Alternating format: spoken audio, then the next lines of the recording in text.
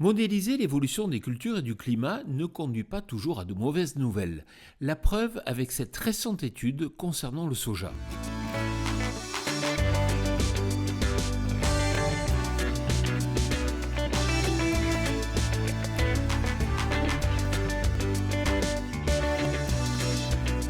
Cette semaine, je vous propose d'échanger avec David Makowski, chercheur à l'INRAE. David, en quoi consiste votre métier?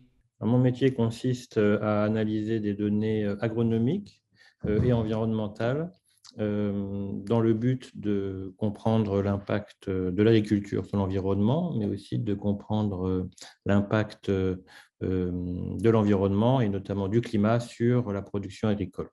Donc, c'est un travail qui consiste à récupérer le plus grand nombre possible de données, soit expérimentales, soit issues d'enquêtes, en collaboration avec des collègues qui travaillent, eux, sur le terrain, directement sur des parcelles agricoles, dans des dispositifs expérimentaux ou en collaboration avec des agriculteurs.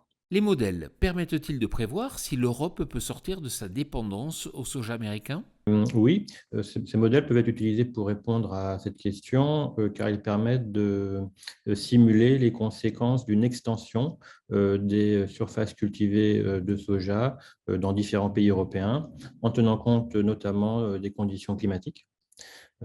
Effectivement, lorsqu'on fait ces calculs, on se rend compte qu'une augmentation importante des surfaces cultivées de soja en Europe permettrait à l'Europe de devenir plus autosuffisante, voire totalement autosuffisante. À l'heure actuelle, l'Europe importe quasiment 90% de ses besoins en soja de l'extérieur, hors du continent européen, essentiellement d'Amérique du Nord et d'Amérique du Sud. En augmentant les surfaces de manière substantielle, afin d'atteindre environ 5% des surfaces cultivées européennes, l'Europe pourrait imaginer atteindre 50% d'autosuffisance. Et si elle portait ses surfaces cultivées à 10%, on pourrait imaginer une autosuffisance complète. Mais à quelle échéance?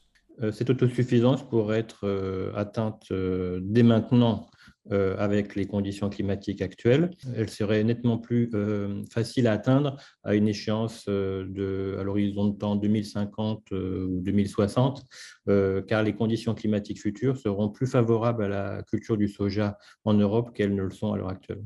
Et en quoi cela pourrait être une bonne nouvelle pour la transition agroécologique? Alors, sur le plan environnemental, le soja présente l'avantage d'être une légumineuse qui ne nécessite pas d'apport d'engrais azotés.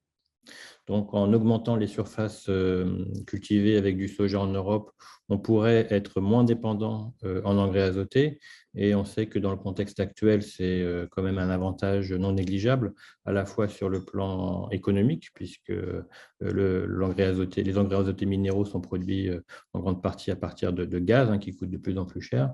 Et c'est une bonne nouvelle aussi ça serait une bonne nouvelle aussi sur le plan environnemental, puisque les engrais azotés sont à l'origine d'impacts environnementaux défavorables, du type pollution de l'eau par les nitrates, mais aussi émissions de gaz à effet de serre. Merci David. Quant à moi, je vous retrouve la semaine prochaine sur TV Agri pour un nouveau regard porté sur l'agroécologie.